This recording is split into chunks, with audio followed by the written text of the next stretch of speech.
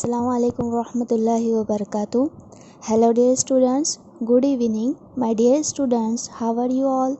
I hope you are all fine. So today I am back to another interesting topic, that is the souvenir. So today we are going to learn English second unit, second chapter of the 7th standard, that is the souvenir. What is mean by souvenir? Souvenir means memory. Yes, memory, एक यादगार है, एक यादें. Okay, this lesson is imagination lesson and this lesson main characters is Sayali. Yes, Sayali एक future student है और सायली और उनके फ्रेंड्स का ट्रिप मून पे जा रहा है, जहाँ पे ऑलरेडी हम ह्यूमन बीइंग का सेटलमेंट हो चुका है. वहाँ पे ट्रिप पे वहाँ वो ट्रिप पे जा रहे हैं और वो क्या क्या वहाँ पे ऑब्ज़र्व करते हैं और वो क्या क्या लेकर आते हैं वो इस लेसन में बताया जा रहा है. तो डियर स्टूडेंट, हम भी देखते हैं कि सायली का ट्रिप एक्सपीरियंस कैसा रहा. Okay. The souvenir. With the tip of her nose pressed to the window of the space shuttle, Saili sat gazing at the view outside for so long. Still she didn't seem to be contented.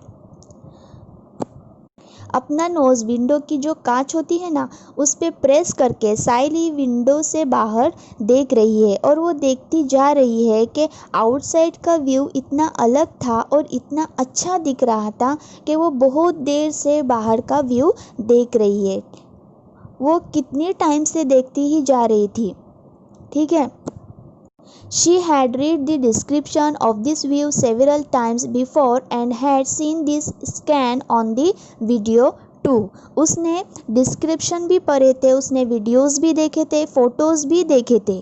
ठीक है. But this was different. लेकिन वो सब अलग था. Reading the description was one thing, watching the pictures and videos capture by the camera was another, but getting an opportunity to view that amazing panorama with your own eyes, being present physically right in the midst of it, was indeed an out of the world experience. Sayali ने बहुत से descriptions भी पढ़े थे, videos भी देखे थे, photos भी देखे थे. बट किसी चीज़ को वीडियोस और फोटोज़ में देखने से अगर हम उसे वहाँ प्रेजेंट होके, फिज़िकली प्रेजेंट होके देखते हैं और हमें वर्ल्ड का भी एक्सपीरियंस मिलता है और हमें पता चलता है कि हम जो फ़ोटो और वीडियोस में जो देखकर हमें जो एक्साइटमेंट होती है, उसे देखने की खुशी होती है, वो फिज़िकली देखने से मिलती है. यानी जो हम फिज़िकली उसको देखते हैं अपने आँखों से, ठीक है, हमारे अपने आँखों से, खुद के आँखों से हम वहाँ देखते हैं, तो वो जो खुशी होती है वो वीडियोज़ और फोटोज़ देखकर नहीं मिलती. ठीक है. सायली ये सब देखकर बहुत देर तक देखती ही जा रही थी. वो बहुत मतलब उसको बहुत अच्छा लग रहा था ये सारा मंजर देखने में, तो वो बस देखती ही जा रही थी. No matter how long she sat gazing, her awe and wonder did not seem to abate. Okay, तो वो सारा मंजर बहुत अच्छा लग रहा था, सो वो देखती ही जा रही थी. The earth gradually appeared to get smaller and smaller in the sky. जैसे ही वो अर्थ से दूर जा रहे थे वैसे उन्हें वो और भी स्मॉलर दिख रहा था. The azure blue sky was now looking jet black, और ब्लू स्काई ब्लैक कलर की तरह दिख रहा था. The clouds had disappeared, the star were shining bright, और क्लाउड है वो बिल्कुल डिसअपियर हो गए थे और जो स्टार थे, जो तारे थे, वो और ही ब्राइट शाइनिंग कर रहे थे, वो और ही ज़्यादा चमचमा रहे थे. This trip to the moon was exorbitantly expensive, but still Saili's mother had sent her on the trip. ये जो ट्रिप थी वो बहुत ही एक्सपेंसिव थी, बट फिर भी सायली की मदर ने उसे इस ट्रिप में जाने दिया. In our childhood, we could not even think of such a long distance trip. The longest trip meant going to Europe. If you are getting this opportunity, make the most of it, said mummy. साइली उसकी trip पे गई है, लेकिन वो ये सोच रही होती है कि उसकी मम्मी ने उसको बोल रही थी कि उनके टाइम में ये लॉन्ग डिस्टेंस ट्रिप का सोचना भी मना था, जैसा कि यूरोप जाना. ओ mummy, निहा's grandmother was saying that in their childhood the longest trip for school children used to be only up to Delhi और कोलकाता. वो कहती है कि मम्मी, नेहा की ग्रैंड मदर कहती है कि उनके चाइल्डहुड टाइम में लॉन्ग डिस्टेंस ट्रिप यानी लॉन्गेस्ट ट्रिप में जाना जैसा दिल्ली और कोलकाता.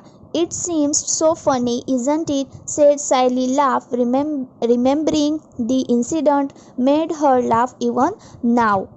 कितना फ़नी लगता है ना. साइली हंस रही थी क्योंकि वो सीन अभी भी उसे नज़र आ रहा था. वो ये सारे सीन रिमेंबर कर रही थी, ये इंसिडेंट वो रिमेंबर कर रही थी, याद कर रही थी. Okay, now the shuttle was getting closer and closer to the moon. वो शटल मून के और भी क्लोज आ रहा था. Then it started orbiting the moon. और मून के ऑर्बिट में वो घूमने लगा. In every 32 minutes, the shuttle completed one revolution around the moon. पूरे 32 मिनट्स में मून का रिवॉल्यूशन कंप्लीट होता था. Light and darkness followed each other in quick succession. Light और डार्कनेस एक के बाद एक दिखाई दे रहे थे. The dome shaped settlement on the moon, which resembled the igloos of the Eskimos, were now visible. और कभी लाइट तो कभी अंधेरा दिख रहा था. जो मून पे डोम शेप में जो सेटलमेंट बनाए गए हैं वो दिखने लगे थे जैसा कि इग्लूम्स के होते हैं और इस्किमोस ने बनाए हुए वैसे वो दिख रहे थे. After some time, Saily's shuttle made a slow, measured and safe landing on the moon. थोड़ी देर के बाद साइली का जो शटल है वो धीरे धीरे आगे बढ़ रहा था. आखिरकार वो सेफली मून पे लैंड हो गया. The door of the shuttle was opened and the children were escorted through an airtight tunnel to the settlement at the Neil Armstrong base. जैसे ही डोर ओपन हुआ और स्टूडेंट मतलब बच्चे जो थे वो आगे बढ़ रहे थे एयरटाइट टनल से जो सेटलमेंट के नज़दीक था, नेल आर्मस्ट्रॉन्ग बेस पे. ओके.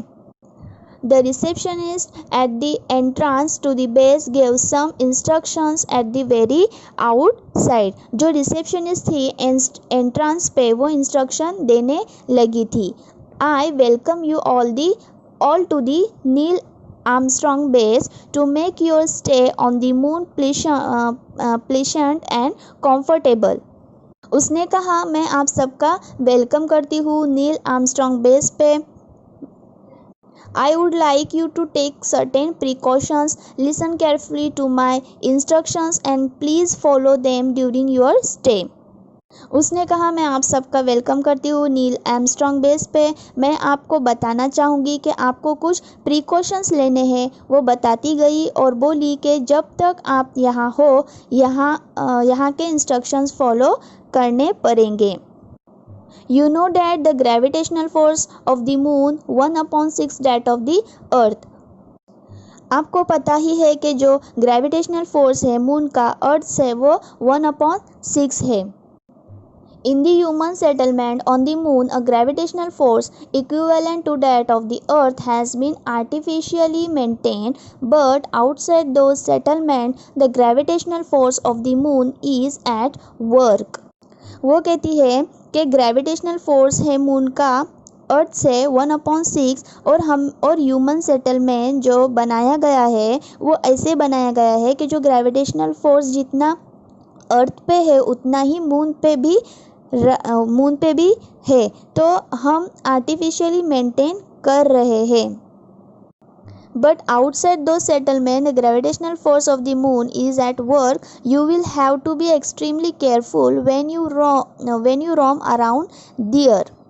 वो कहती है कि हम मेंटेन कर रहे हैं, बट आप सेटलमेंट के बाहर देखेंगे जो ग्रेविटेशनल फोर्स है मून का वो उतना नहीं है। तो आप जब जाओगे बाहर सेटलमेंट के तो बहुत केयरफुली रहना, ऐसा वो कहती है।